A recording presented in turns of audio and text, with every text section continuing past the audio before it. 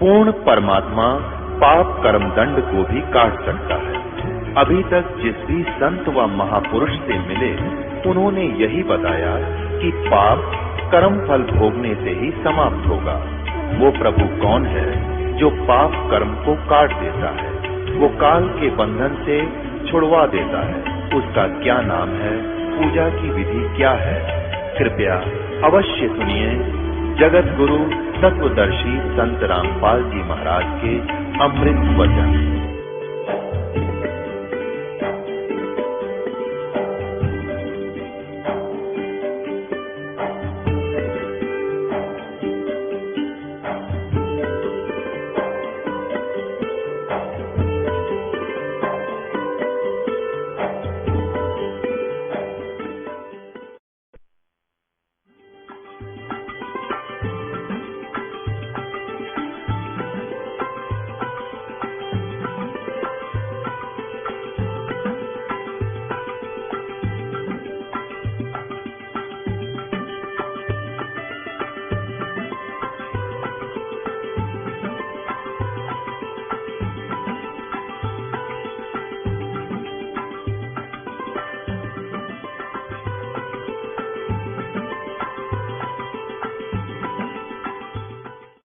ऋग्वेद मंडल number 9 सूक्त number 82 और मंत्र number 1, ये यहां से शुरू होता है 82। इसका प्रथम मंत्र ये है,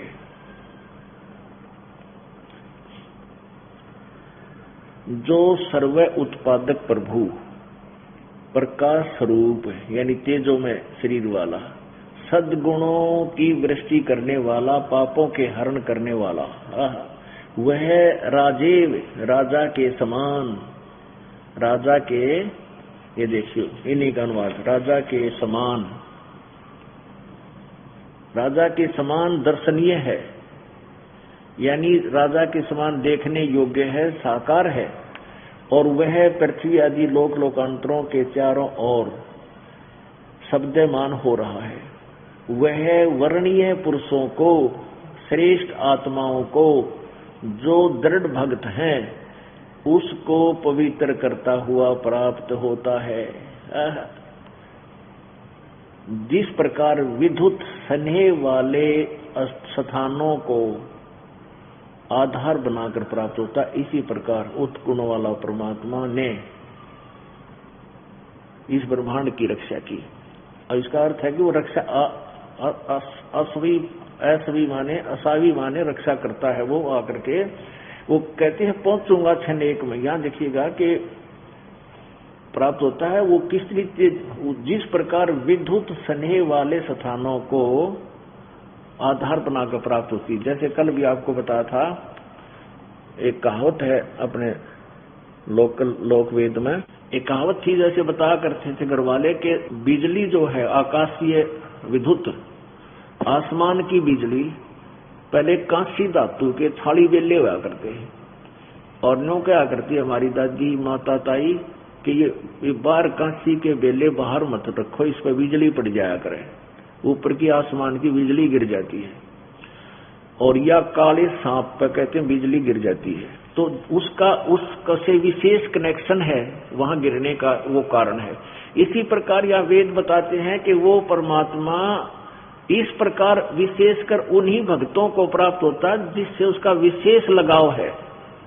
गोता मारू स्वर्ग में, ये सूक्ष्म वेद में परमात्मा कह रहे हैं कि कबीर जी ने बताया है, गरीबदास साहिब जी उसको सेकंड कर रहे हैं अपनी मुखारबिंद से। गोता मारू स्वर्ग में, जा बैठूं पाताले, कह कबीर ढूंढता फिरूं अपने हीरे माणिक लाले। अपनी प्यारी आत्माओं को, अच्छी आत्माओं को कहता है गोता मार मार के जो कर समुद्र मध्य ढूंढा कर लाल को, ऐसे ढूंढ रहा हूं। और उनको जाके परमात्मा कहता मैं ऐसे मिलता हूं। और वही वेद गवाही दे रहे हैं कि वो परमात्मा सतलोक से चलकर आता है, गति करके आता है, और अपने जो दृढ़ भक्त हैं, अच्छी आत्माएं हैं, उनको पवित्र करता है, उनको मिलता है, उनके दुखों का निवारण करता है। और फिर उदाहरण भी दिया है कि जैसे बिजली आकर उन्हीं पर गिरती है जो उस पर गिरने योग्य होते हैं, इसी प्रकार परमात्मा उन्हीं को मिलता है जो मिलने योग्य होते हैं। आगे देखना ऋग्वेद मंडल नंबर 9 सूक्त नंबर 82 और मंत्र नंबर 2। ऋग्वेद मंडल नंबर 9 सूक्त नंबर 82 का एक हमने पढ़ लिया, मंत्र 2 वो किस लिए आता है, उन भक्तों को मिलता है। हे परमात्मन, उपदेश करने की इच्छा से आप, यानी यथार्थ ज्ञान देने की इच्छा से आप महापुरुषों को प्राप्त होते हो और आप अत्यंत गतिशील पदार्थ के समान हमारे आध्यात्मिक यज्ञ को प्राप्त होते हैं। अत्यंत गतिशील पदार्थ के समान यानी बहुत तेज गति से बिजली की तरह आते हो। और परमात्मा स्वयं कहते हैं अपने सुख संवेद में, पहुंचूंगा क्षण एक में जन अपने के काज, एक क्षण में, एक क्षण में, कहते मैं अपने भगत के लिए कोई आपत्ति आती है तुरंत पहुंच जाता हूं। रणक से पूजो मार दूं नरसिंह धर के साज, कि जो मेरे भक्त को तंग करेगा उसके लिए, अपने भक्त के लिए मैं एक क्षण में यहां पहुंच जाऊंगा, उसके पास पहुंच जाता हूं। तो वही वेद बता रहे हैं कि वो परमात्मा अति गतिशील पदार्थ की तरह, जैसे बिजली की तरह, बिजली जैसी गति से भी तेज गति से वो यहाँ पहुंच जाता है, अपने यज्ञों में पहुंच जाता है। पुण्यात्माओं, जहाँ ऐसे शुभ समागम होते हैं वहाँ परमात्मा उपस्थित रहते हैं। हम उनको देख नहीं सकते, वो अलग बात है, क्योंकि हमारी वो दिव्य दृष्टि नहीं है। तो नहीं तो यो काली सा उपद्रव करवा दे, बोर्ड के सत्संग का नाम भी ना ले प्राणी। और जो नकली संत हैं, नकूड़ा चाहे देश चला जाओ और चाहे रोज मरे जाओ, कुछ भी हो जाओ, कोई आपत्ति नहीं किसी का।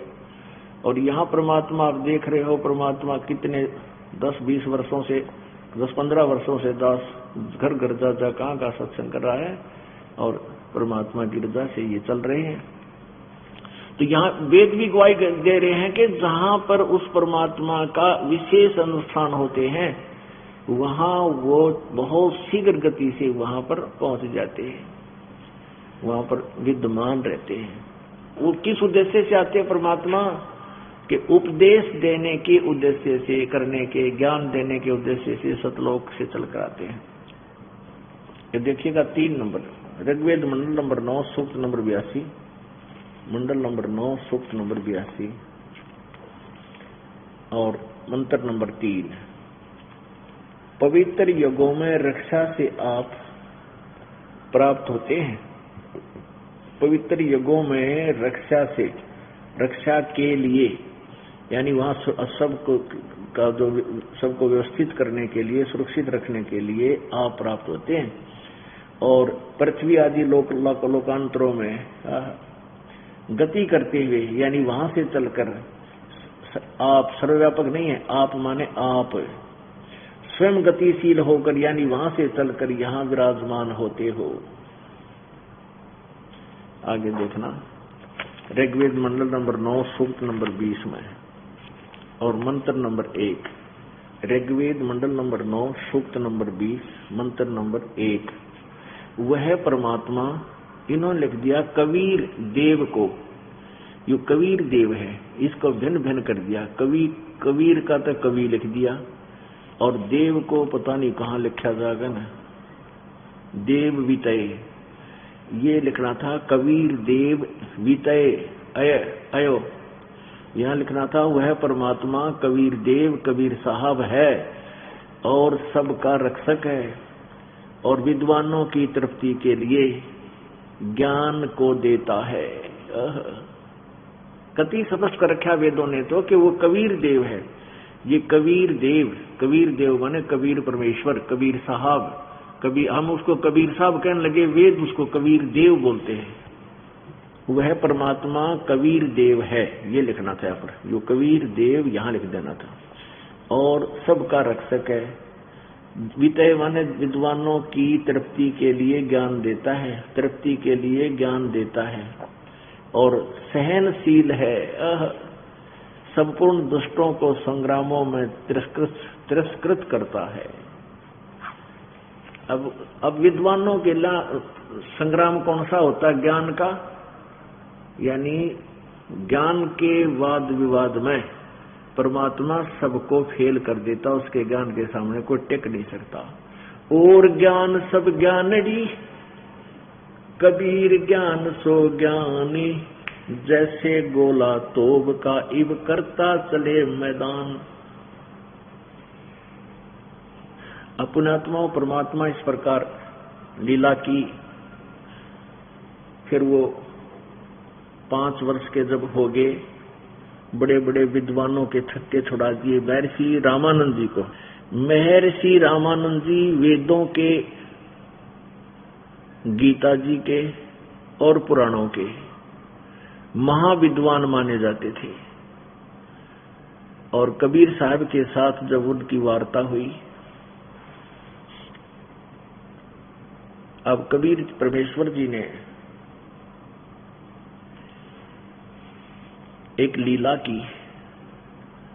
जब परमात्मा 5 वर्ष के थे तो उसमें 2.5 वर्ष के बालक का रूप धारण करके, और महर्षि रामानंद जी जिस गंगा के पंचगंगा घाट पे, उस घाट का नाम था पंचगंगा घाट, जो पक्का बना रखा था, पैड़ी ही बना कर नहाने के लिए कर रखा था। वह प्रतिदिन मुंह अंधेरे ब्रह्म मुहूर्त में यानी वक्त से स्नान करने जाया करते थे। अब कबीर परमेश्वर जी ने काल के सभी जाल को रिजेक्ट करना था, उसलिए उन्होंने अपने आप को भी एक शिष्य बनाया, अपने आप ही शिष्य का रोल किया। तो रामानंद जी को गुरु बनाने के लिए प्रभु ने लीला की कि कहीं आने वाले समय में कोई ये ना कह दे कि गुरु की कोई आवश्यकता नहीं, कबीर जी ने कौन सा गुरु बनाया था। इसलिए गुरु मर्यादा बनाए रखने के लिए लीला की थी। और उधर से रामानंद जी ब्राह्मण थे और छुआछूत चरम सीमा पर थी। ब्राह्मण लोग किसी अन्य जाति वालों को, ब्राह्मण के अतिरिक्त किसी को उपदेश दीक्षा नहीं देते थे, शिष्य नहीं बनाता था वो रामानंद जी, केवल ब्राह्मणों को शिक्षा देते थे, दीक्षा देते थे। तो उस समय प्रभु ने ये तरीका अपनाया। और रामानंद जी एक पुण्य आत्मा थे, पूर्व जन्म के उनके संस्कारी थे, उनको शरण में लेना था। अब ब्राह्मण कुल में जन्म और फिर उसके निकट एक शूद्र वर्ण का व्यक्ति कैसे जा सकता है, कैसे समझा सकता है और कैसे वो मान सकता है, ये लीला परमात्मा ही जानता है, ये तरीका उसी के पास है। तो परमात्मा ने क्या किया कि 2.5 वर्ष के बालक का रूप धारण किया। रामानंद जी जिस पौड़ियों पर स्नान करने के लिए जाया करते थे, सुबह वक्त से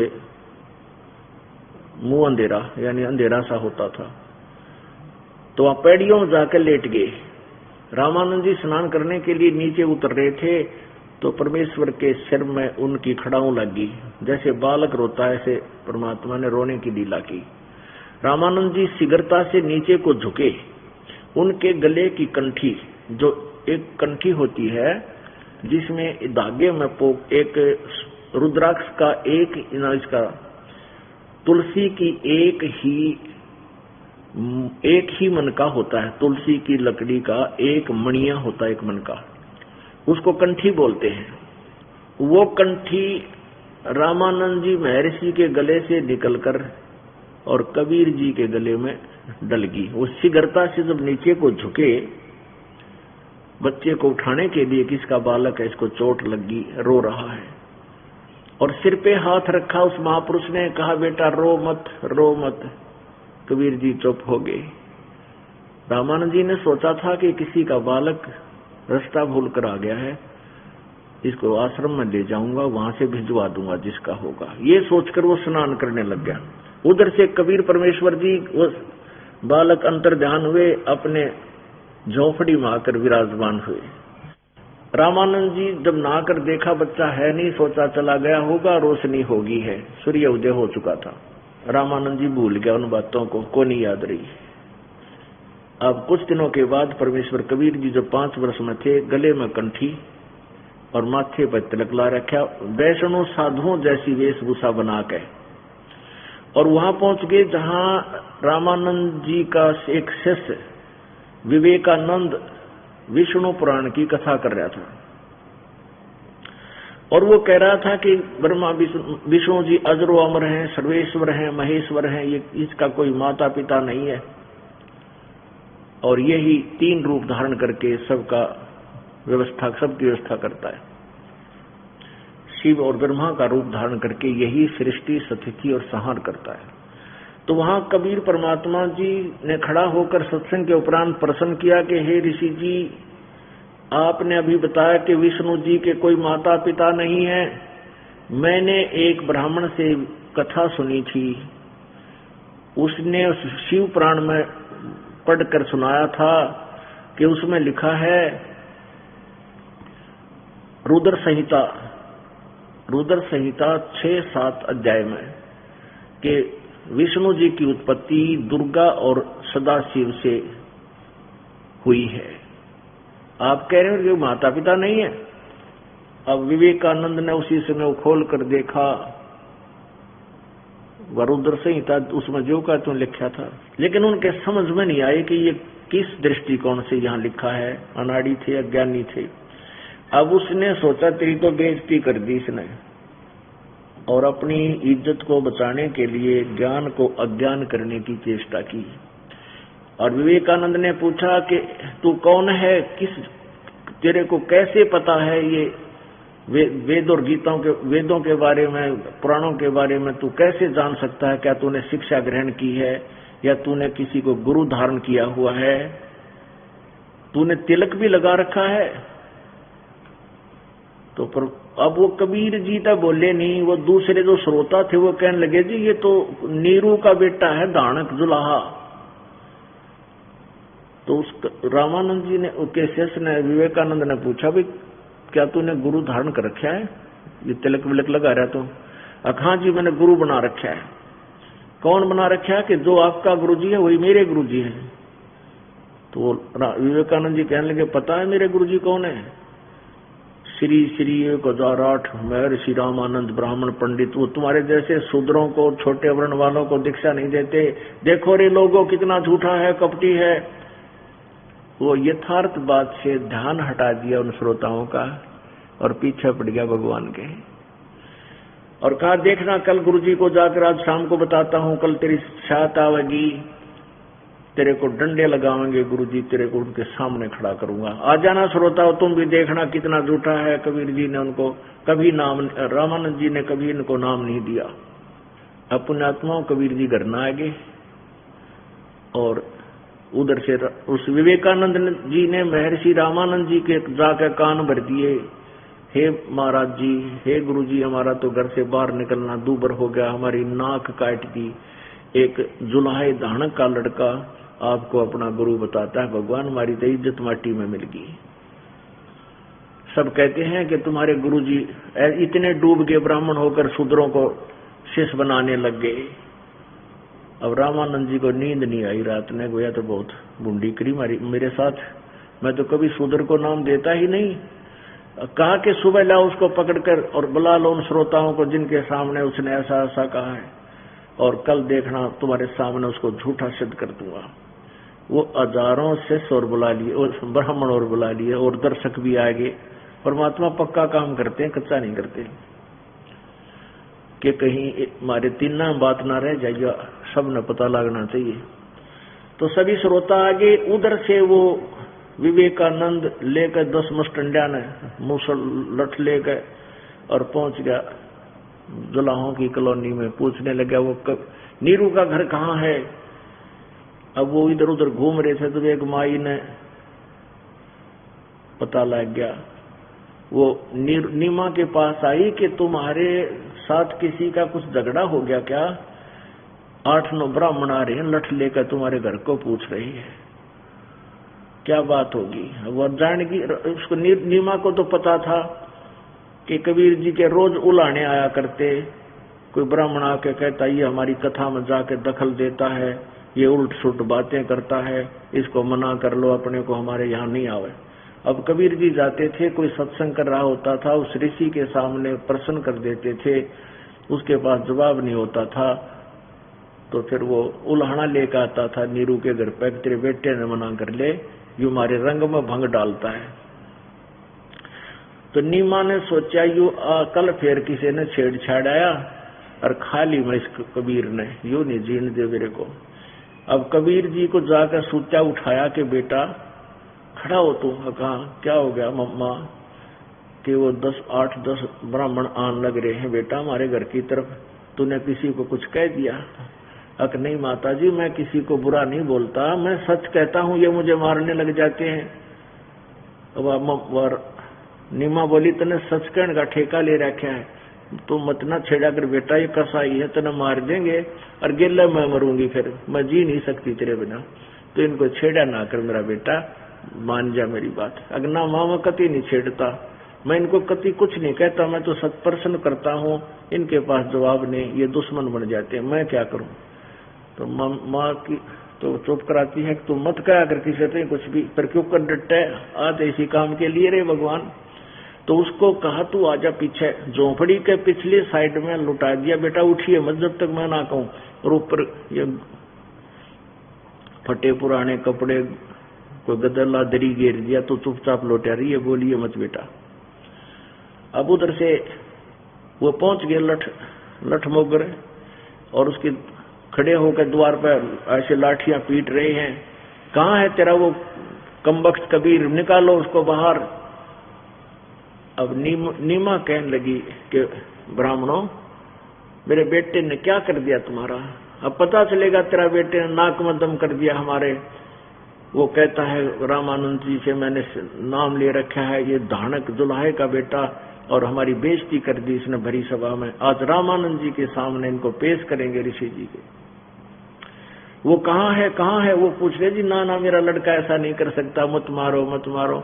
वो अंदर बढ़ गए, अंदर घुस गए, जाकर के वो उनकी झोपड़ी के कपड़े वो उठा पटके, चारपाई आडी टेढ़ी कर दी, कहाँ है? नीचे छुपा है। और माता हाथ जोड़े खड़ी है, रो रही है कि मुझे बता तो दो, मैं आगे से मना कर दूंगी, तुम्हारे को कुछ नहीं कहेगा मेरा बेटा। कि नहीं, आज उसको हमने नहीं बख्शा, हम नहीं बख्शेंगे। अब कबीर जी ने सोचा ये माँ को घनी दुखी करेंगे, और मैं पेश हो जाता हूँ। बाहर खड़ा हो गए, वो हटा कर दरी दूरी घेर के एक लोग और खड़े हो गए, और कहने लगा विवेकानंद, ए पंडित जी, झोंपड़ी के पीछे खड़ा हूं मैं। अब वो तो भाग कर गए पीछे ने, और जाते ही पकड़ ली बांह दोनों दुष्टों ने। अब माता जो नीमा थी वह अपने पुत्र से लिपट गई, अब मत ले जाओ मेरे बेटे को, मुझे मार लो, मुझे सजा दे दो, इसको ना ले जाओ तुम। अब उस माई के लठ मारे, मुक्के मारे, हाथ छुटवा दिए, वो लो लुआन कर दी, गली में पटक दी, बेहोश हो गई। अब इतने में नीरू भी आ गया, कहीं बाहर घूमने गया था, उसने भी रास्ते में बच्चे को छुटवाने की चेष्टा की, उसको भी लठों से पीट दिया और अचेत हो गया। उनके जाने के बाद कॉलोनी के लोग उनको उठा करके घर लाए, कई घंटों के बाद उनको चेत आया। तब तक परमात्मा को ले जाकर रामानंद जी के सामने पेश खड़ा कर दिया 5 वर्ष का बालक। रामानंद जी ने क्या किया, उस दिन अपनी झोपड़ी के सामने, अपनी कुटिया के सामने पर्दा लगा लिया कि सामने श्रोता को ये प्रमाणित कर दूंगा कि मैं इन शूद्रों का मुख भी नहीं देखता, इसने झूठ बोला है, मेरे से नाम लिया है। और रामानंद जी अपनी कुटिया के अंदर बैठा है। कबीर जी को सामने लाकर खड़ा कर दिया कि लो स्वामी जी, ये आ गया है दुल्हे का बेटा, वो धानक का पुत्र कबीर। रामानंद जी अंदर से बोलते हैं। अब क्या वार्ता होती है? रामानंद जी ने पूछा, तू कौन है, तेरी क्या जाति है? तो कबीर परमात्मा क्या उत्तर देते हैं, सुख संवेद पढ़ के सुनाता हूं आपको। सुख संवेद। 5 वर्ष के जब हुए काशी मंज कबीर, दास गरीब अजब कला, ज्ञान ध्यान गुण थीर।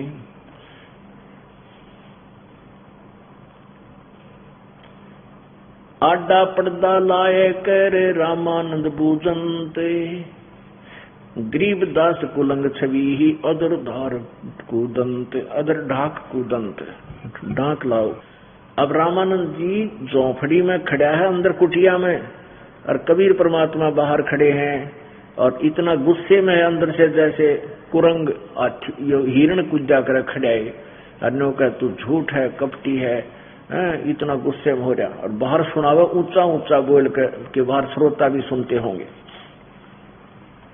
कौन जात कुल पंथ है, कौन तुम्हारा नाम है, दास गरीब आधीन गति ही बोलत है बलि जाऊं मैं।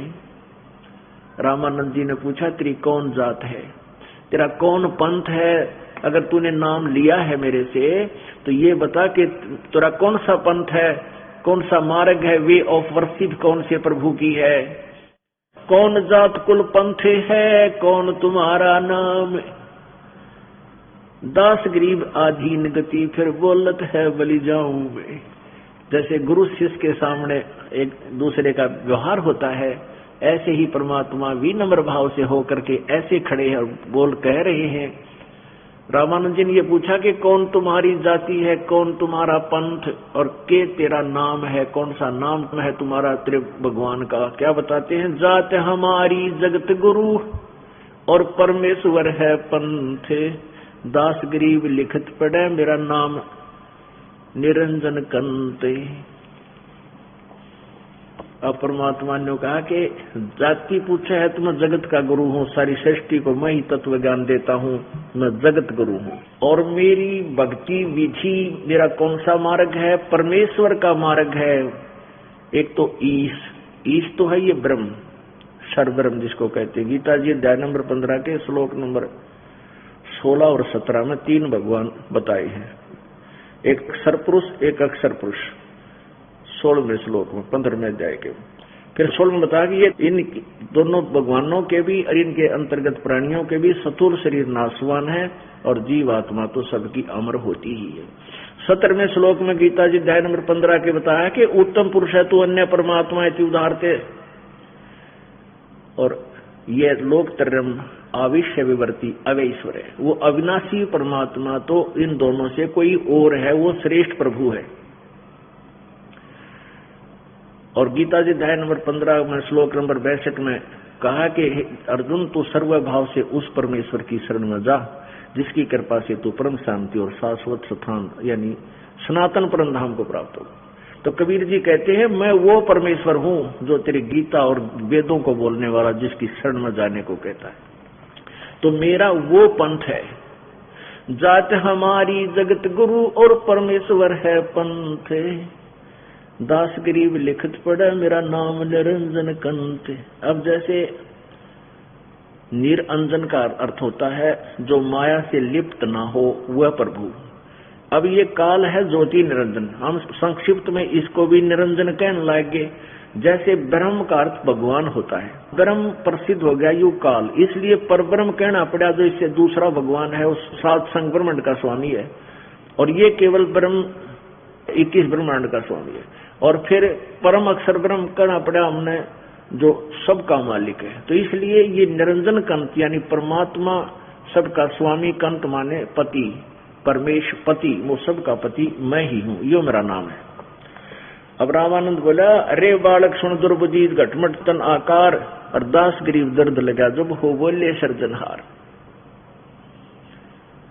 अब गरीबदास जी चित्रण कर रहे हैं, अपनी आंखों देखा वो दिव्य दृष्टि से हाल के वार्ता हुई थी कि रामानंद जी बोला रे दुर्बुद्धि बालक सोच समझ कर बात करे, तेरा आकार दिखाई देता है, तू मनुष्य सामने खड़ा है और तू अपने आप को भगवान कहता है, भगवान तो निराकार है।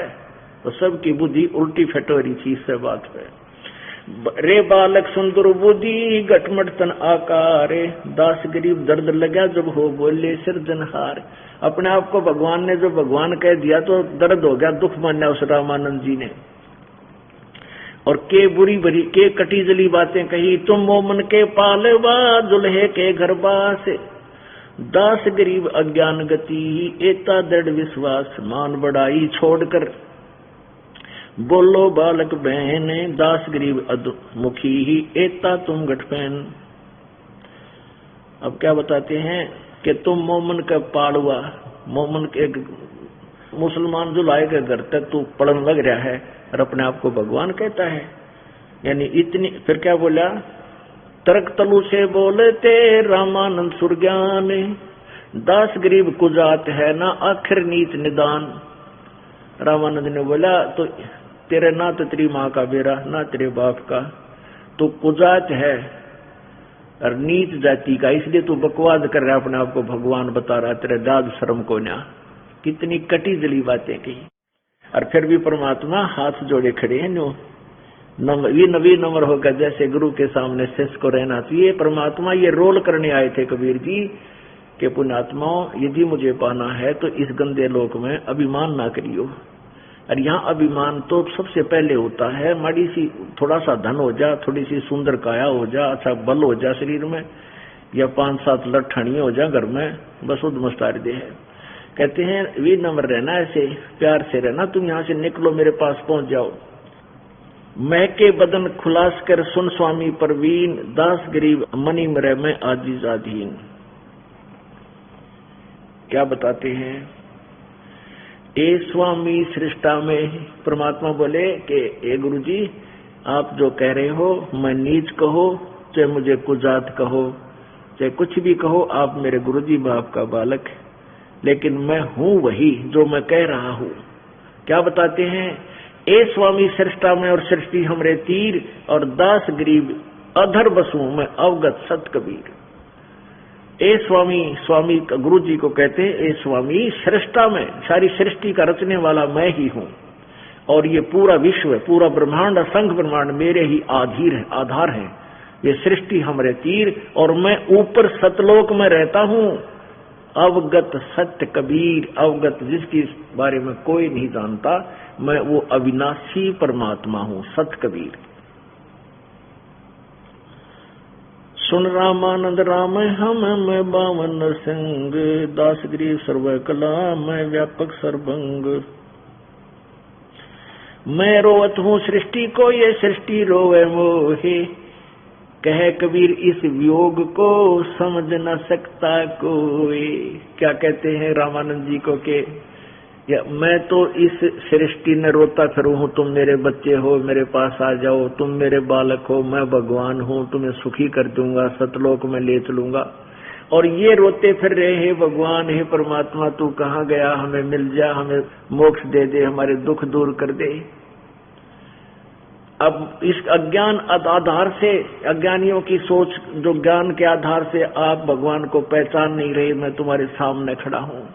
मैं रोवत हूं सृष्टि को, क्योंकि पिता अपने बच्चों, जिसके बालक दुखी हो जाओ, पिताजी सुखी नहीं होता। कहता मैं तो तुम्हें रो रहा हूं कि तुम मेरे पास आ जाओ, इस काल की भांगने त्याग दो, इस माया भी मैं ही दूंगा तुम्हें, सुख भी मैं ही दूंगा। ये काल तुम्हें सुख नहीं दे सकता, केवल दुख दे सकता है। मैं रोवत हूं सृष्टि को, या सृष्टि रोवे मोहे, और कह कबीर हमारे वियोग को समझ नहीं सकता कोई। महाराज जो वियोग हो रहा है, हमारे बीच में जो दरार आ गई है, अब इसने कुकर समझा है, ये तो भगवान ढूंढते फिरे, और मैं को मैं भगवान हूं, ये मुझे परमात्मा मानते नहीं। बता इस बीच के अंधेरे ने, इस द्वार ने कौन हटावे? तो उसके लिए इस दास को भेजा परमात्मा ने। परमात्मा खुद आए थे, जब भगवान आ जाने का मैं भगवान हूं, कोई नहीं माने। जैसे यहाँ कोई एक आदमी जान लाग रहा है, और वो डिप्टी कमिश्नर था, सारे उसका खोआ मार के जमेड़े है कब था, सारे खोआ मार के लकड़े, ऐसे जैसे धक्कम धक्का हो ही रहे थे, जो चल जान के नहीं मारे थे, ऐसे नो खस के सभी निकल रहे थे।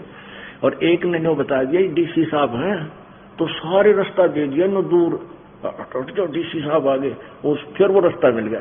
तो ऐसे ही यदि परमात्मा आकर खुद कहे तो सारे खोआ मार के लकड़े, और कोई दास बता दे ये भगवान है, इसमें ये गुण है, तो फिर उसको पहचान जाते हैं, उसको आसान हो जाता है सारा काम। तो ऐसे ही पुण्यात्माओं, ये परमात्मा कबीर जी ने दास की ड्यूटी लाई कि इन अपने भाई बहनों को और मेरे बारे में सच्चाई बता दे। अब ये समझेंगे, क्योंकि वही ज्ञान, वही लीला 600 साल पहले करके गए, और आज वही कर रहे हैं इस दास के माध्यम से। अभी आपके सामने एक अनमोल उदाहरण, एक दो ऐसे प्रमाण है वो दिखाएंगे जिनको परमात्मा ने अनहोनी की है। वैसे तो सभी के साथ अनहोनी कर रहे हैं, अनहोनी को होनी परमात्मा ही कर सकता है, और दूसरे के बस की नहीं। मासा घटे ना चल बदय विद ना लिखे जो लेख, और साचा सतगुरु मेट के ऊपर मार दे मेघ। अब आपको वर्बली सुनाता हूँ, ये सूक्ष्म वेद तो बहुत लंबा चौड़ा है, इसको फिर कभी मालिक की जब पूरा निर्णय हो जाएगा आपके हृदय में, उस समय ये कथाएं सुनाया करूंगा, आपकी आंखों में दासों नहीं क्या करेंगे। इतनी अनमोल इतनी प्यारी कथाएं परमात्मा की। अभी तो दास आपके अज्ञान को हटाने के लिए रेग मार रहा है, और फिर पेंट करूंगा आपके हृदय में इस अमर भगवान की लीला का। तो फिर क्या हुआ, रामानंद जी ने सोचा भाई यो बालक तो घनी ऊंची ऊंची बात करे है, इतनी कॉन्फिडेंस से बात करे है, कुछ ना कुछ दाल में काला जरूर से। तो भगवान के चाहने वाला था ही रामानंद जी। तो उसने कहा कि ठीक से बच्चा तू थोड़ी देर खड़ा हो जा, मैं अपनी क्रिया कर लूं। अब रामानंद जी अपने अंदर बैठ के, पर्दा लगा हुआ कुटिया पर, अंदर बैठ के कर्मकांड करता था मानसिक।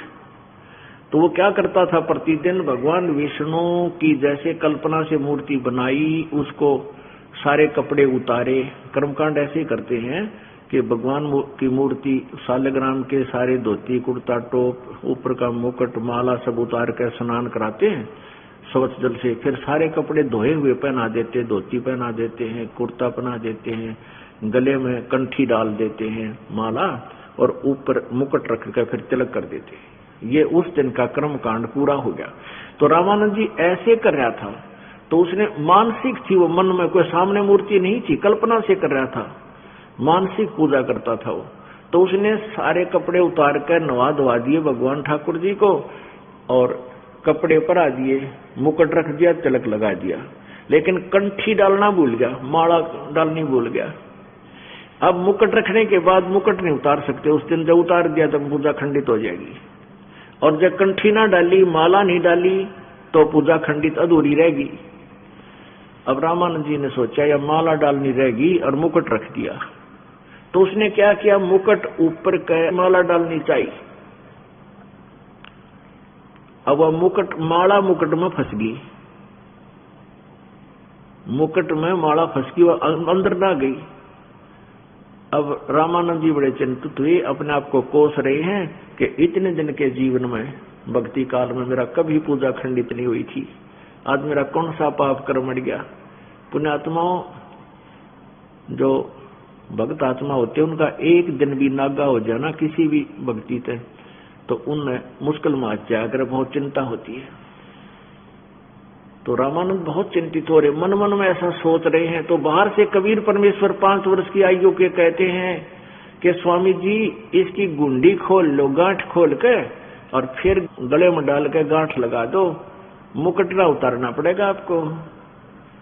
अब रामानंद जी किसकी गांठ खोल रहे थे, और के मुकुट, ना कोई माला थी ना मुकुट था, कल्पना कर रहे थे, मन में सोच रहे थे, और बाहर खड़े परमात्मा ने उसको सारा बता दिया, तेरे ऊपर किस टेंशन में है तू, इस टेंशन का समाधान तेरा यू है, ऐसे कर ले। रामानंद जी तो चाहती भगवान की, एकदम डोडी पर्दा दूर फेंक दिया। और वो था ब्राह्मण, ब्राह्मण सोए जो ब्रह्म पहचाने, पंडित सोए जो पिंड की जाने। वो वास्तव ब्राह्मण था, उसने चाहती भगवान की, उसने समाज नहीं देखा, ना जात देखी ना वर्ण देखा, उसने भगवान देखा। पर्दा दूर फेंक के, और सबके सामने वो हजारों की संख्या में विराजमान थे वह ब्राह्मण श्रोता दर्शक, उनके सामने उस 5 साल के बालक को अपने सीने से लगा लिया। और सीने से लगा, उनका इतना नरम शरीर जैसे रुई हो, वो तेरा गजब हो। वो मान गए। रामानंद जी कहने लगे कि मन की पूजा तुम लखी मुकुटमाल प्रवेश, और गरीबदास तेरी गति कौन लखे, के वर्ण के भेष। तो रामानंद जी कहता है परमात्मा तने क्यों कर पहचाना, हम आपने मेरे मन की बात बता दी, तुम पूर्ण ब्रह्म हो, और तुझे कैसे पहचाने, किस वेशभूषा में खड़ा तू 5 वर्ष का बालक धोती कुर्ते में, और जुल्हे वर्ण में तू उत्पन्न प्रकट हो रहा। तो आपको पहचानना भी चाहे तो कैसे पहचान सकता है। कहते मन की गति तुम लखी मुकुटमाल प्रवेश, और गरीबदास गति कौन लखे, तेरा कौन वर्ण के भेष। अब आसपास खड़े लोग देख रहे हैं कि रामानंद 104 साल के वृद्ध और 5 वर्ष के बालक को सीने से लगा दिया। फिर परमात्मा ने, क्योंकि सारा क्लियर कंसेप्ट करना था, फिर रामानंद जी को थोड़ी सी दुर्बुद्धि दे दी। रामानंद जी बोले, बच्चा एक बात तो मैं समझ गया कि आप मेरी ये फर्क निकालना चाहते थे कि मैं जात पात में घना भेद करता हूं, और परमात्मा ने प्रवचन किए तो 5-10 मिनट तो वो मान गया कि हाँ यह मेरी गलती थी कि मैं जात पात के आधार से किसी दूसरे को भक्ति मार्ग नहीं बताता था। आज के बाद मैं ऐसा नहीं करूंगा, मेरे पास कोई भी आएगा उसको नाम दे दिया करूंगा, दीक्षा दिया करूंगा। ठीक। फिर तो रामानंद के मन में दुर्बुद्धि आ गई कि बच्चा एक बात बता, तू मुझे गुरु बताता है, मैंने तेरे को नाम कब दिया? कबीर जी ने बताया कि एक बार आप ना गंगा में स्नान करने के लिए गए थे और वहां मैं पैड़ी पे लेटा हुआ था, आपकी खड़ाऊं लगी थी, आपने कहा बेटा राम राम बोल, और आपने मुझे नाम दे दिया, मैं राम राम, मैं आपका मंत्र लिए हुए हूं। अब रामानंद जी बोले, बेटा वो तो 2.5 वर्ष का बालक था, तू तो बहुत बड़ी आयु है तेरी, क्योंकि 2.5 वर्ष के बालक की 5 वर्ष के बालक के शरीर का डबल डिफरेंस हो जाता है। तो कभी परमात्मा ने क्या लीला की कि वहां एक सेवक की खाट थी 4 पाई, उस पर 2.5 वर्ष का बालक बढ़कर लेट गए और 5 वर्ष के बालक के रूप में सामने खड़े। तो परमात्मा कबीर साहब जी ने कहा कि देखो स्वामी जी, ऐसा था मैं। जब रामानंद जी ने देखा 4 पाई पर 2.5 वर्ष का बालक लेट रहा और 5 वर्ष के रूप में सामने खड़ा। अब रामानंद जी ने 6 बार तो इधर देखा, 6 बार इधर देखा, आंखें मलमल कर देखा कि तेरा धोखा लाग रहा हो। तब 2.5 वर्ष का बालक वहां से उठा, 2.5 वर्ष वाला स्वरूप वहां से उठा और 5 वर्ष वाले रूप में समा गया। अब रामानंद जी के तो सिट्टी फिट्टी गुम होगी, अकबाइयो बालक को ना, ये बालक नहीं, ये तो कोई और बात है। कहने लगा, बच्चा एक बात और बता दे, ये मन बड़ा कसूता है, ये जल्दी से सेट नहीं होता, पर परमात्मा के पास सारे हथियार, इसने इसके सारे बल काट देगा। रामानंद जी जो बोला, मैं क्या नाम, मैं बताओ मैं क्या नाम देता हूं? परमात्मा बोले, आप ओम नाम देते हो, क्योंकि पहले इसको छुपा कर रखा जाता है, सार्वजनिक नहीं, कोई शिष्य नहीं कर सकता मंत्र को, ये सबको वचन दिलाया जाता था। तो उसने पता था कि तेरे शिष्य तो नहीं बता सकते क्या नाम देता हूं। तो परमात्मा बोले, आप ओम नाम देते हो। ओहो। फिर कहने लगा, भाई मैं एक कंठी भी देता हूं, क्या वो कंठी है तेरे पास? नीचे से निकाल के कमीज के नीचे से, यार गुरुजी आपने दी थी। अरे तेरा गजब यो, मन कद दी थी भाई। आप ना जब पौड़ियां पर गए थे, आप एकदम आपने कहा था राम राम बोल रहा, कंठी मेरे गले में डाल दी थी आपने। अब रामानंद जी जान गया कि कंठी पंठी का चक्कर कोई नहीं, तो और बात है। उस बच्चे को कहने लगा, बच्चा मैं तेरे से अलग से बात करना चाहता हूं, आजा स्वामी जी। गंगा के किनारे जा बैठे दोनों गुरु चेले। तब सारी फड़क काट दी रामानंद की।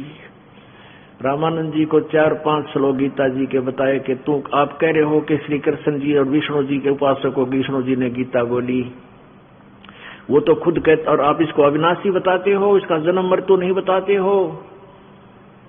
देवी पुराण 3रे स्कंद में ऐसा ऐसा लिखा है, क्योंकि विद्वान था, उसने पढ़ रखी थी, तुरंत मान गया, हाँ बच्चा ऐसे ही लिखा है, ये तो हाँ बिल्कुल ऐसा ही। हमारी तो बुद्धि भ्रष्ट हो रही थी, हम रोज पढ़ा करते, मेरे समझ में ना आई यहाँ क्या लिखा है, आपने आज मेरी आंख खोल दी।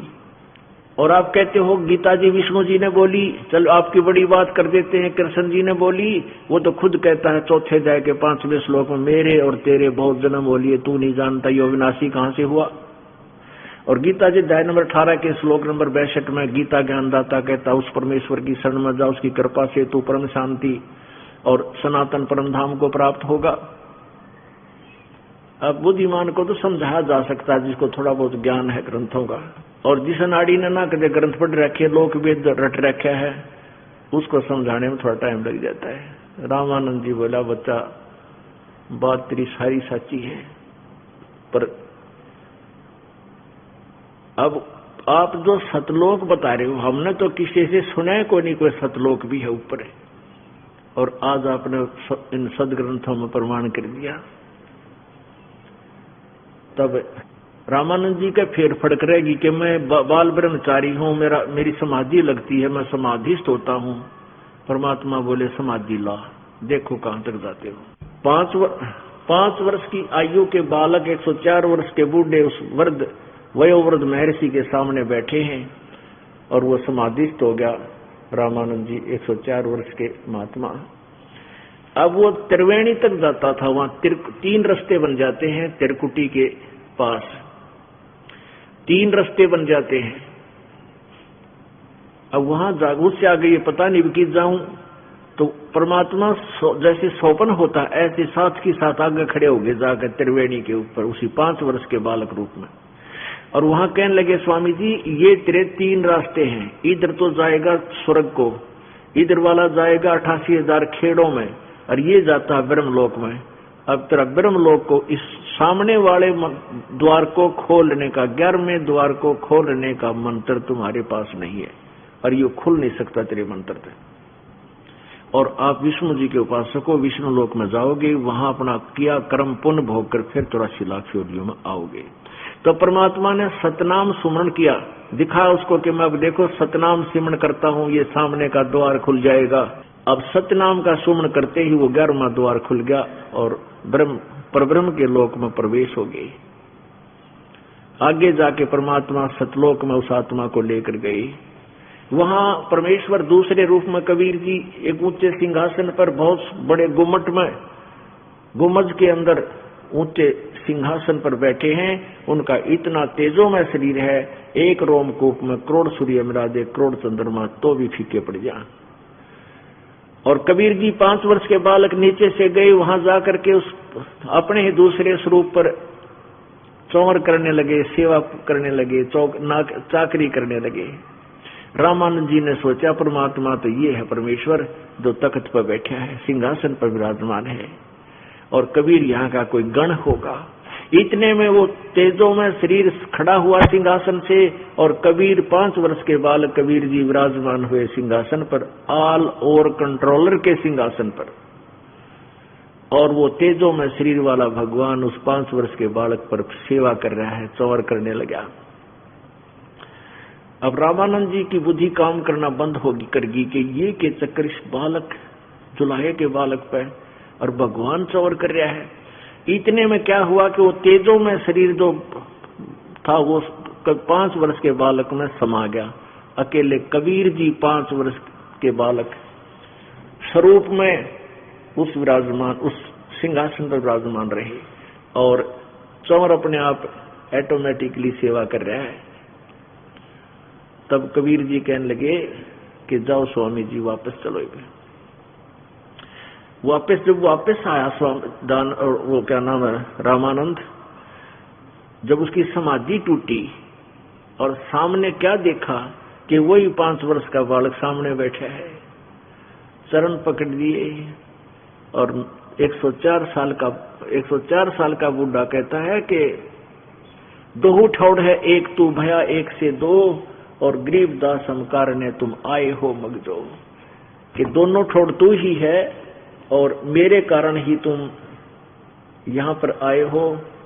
2 ठोड़ है, एक तू भया 1 से 2, और गरीबदास हमकार ने आए हो मगजो, यानी आप तो हमारे कारण ही वहां से चलकर यहां पर आए हो। मगजो माने यानी रास्ता नाट कर यहां पर आए हो।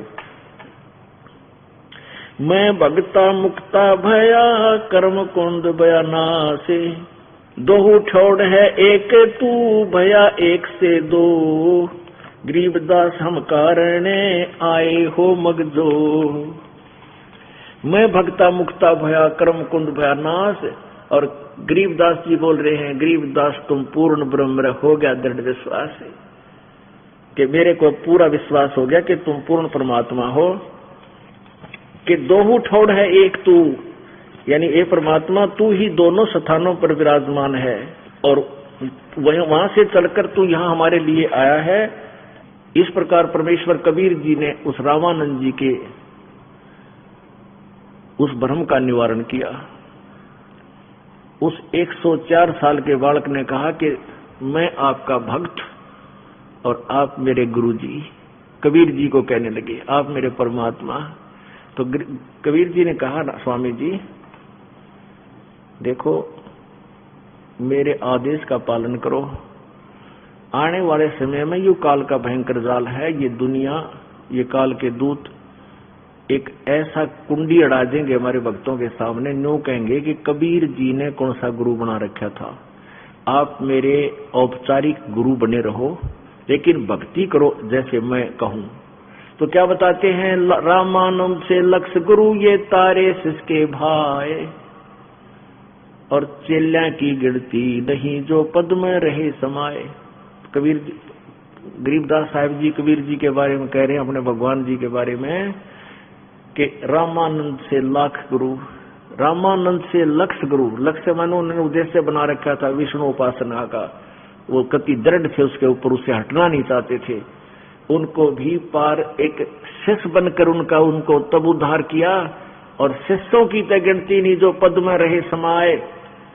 पद में समाना यानी शास्त्र अनुकूल उनके बताए अनुसार साधना करते हुए मर्यादा में जो रहे हैं, उनकी ना जाने गिनती नहीं कितने पार कर दिए। अपुण्यात्माओं, उस समय परमात्मा कबीर जी के 64 लाख शिष्य हुए थे, और ऐसे असाध्य रोग किए उनके, वो ज्ञान नहीं मानते थे उस समय। ज्ञान तो चलो विद्वान था, महर्षि रामानंद जी जैसे विद्वान पुरुष थे, उनको तो समझाना आसान था क्योंकि वे वेदों और गीता को जानते थे, और वो भी तब माने जब उनके सामने ऐसी लीला कर दी कि उसको टसमस होने की जगह नहीं रही। पुण्यात्मा थे, स्वीकार किया। अन्य जो 64 लाख से हुए को ज्ञान से नहीं हुए थे, क्योंकि ज्ञान को तो वो अज्ञानी ऋषि, नकली महर्षि, गुरु, ब्राह्मण नो कहा करते। कबीर जी अनपढ़ है, ये के जाने वेदों और गीता जी के बारे में। ये झूठ बोलता है, ब्रह्मा विष्णु महेश की निंदा करता है, वेदों की निंदा करता है। तो इस प्रकार ज्ञान से नहीं माने थे, उनको इसे सुख दिए कि जिस कारण से जो भी मालिक की शरण में आता था, सच्चे दिल से भक्ति करता था, उसको राहत मिलनी शुरू होगी। एक मगहर देश है, मगहर देश है, मगहर स्थान है, इसमें गोरखपुर के पास। पहले वो बस्ती जिला में थे, और अब उसका नाम ही संत कबीर नगर रख दिया उस जिले का, जिसमें मगहर है। तो वहां एक बार अकाल गिर गया।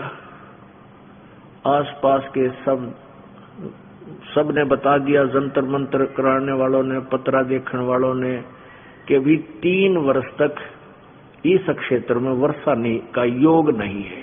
हाहाकार मच गई, त्राई त्राई मच गई। तो बिजली खां पठान वहां का नवाब था, उसने भी अपनी प्रजा के दुख को देखकर आसपास सभी जंतर मंतर करने वालों को बुलाया, हवन करने वालों को बुला लिया, सबसे कुछ करवा लिया, पर वर्षा नहीं हुई। तब किसी ने बताया कि बनारस में एक कबीर नाम के महापुरुष रहते हैं, यदि वो कृपा कर दें तो थारा संकट दूर हो सकता है। और उसमें वीरदेव सिंह बघेल उनका शिष्य बन चुका था, काशी नरेश। तो वीरदेव सिंह बघेल के पास बिजली का पठान का संदेश आ गया कि ऐसा कोई संत बताया है और उसको हमारे यहाँ भेज दे। तो उन सैनिकों से वीर सिंह ने कहा कि बिजली खां पठान को कहना कि संतों को ऐसे बाई ऑर्डर नहीं बुलाया करते, और बुला भी लिया और उन्हें कोई आपका अपना आशीर्वाद ना दिया तो फिर भी बात बिगड़ी रह जाएगी। स्वयं आवे और मत्था टेके से और प्रार्थना करे।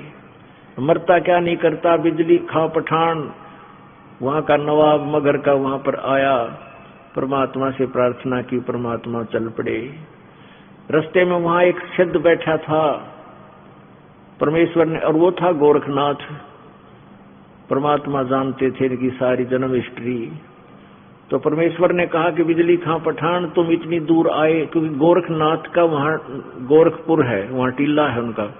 तो उसने सोची कि तेरे क्षेत्र में आकर कोई और महिमा दिखा गया तो तेरी लीला कम हो जाएगी, तेरी महिमा कम हो जाएगी। ये गोरखनाथ बहुत पहले हुआ है, लेकिन ये अब भी यहीं भटक रहे हैं। ये ऊपर के लोकों में देव पद प्राप्त है, ये फिर जब चाहे यहाँ आ जाते हैं वेश बदल कर।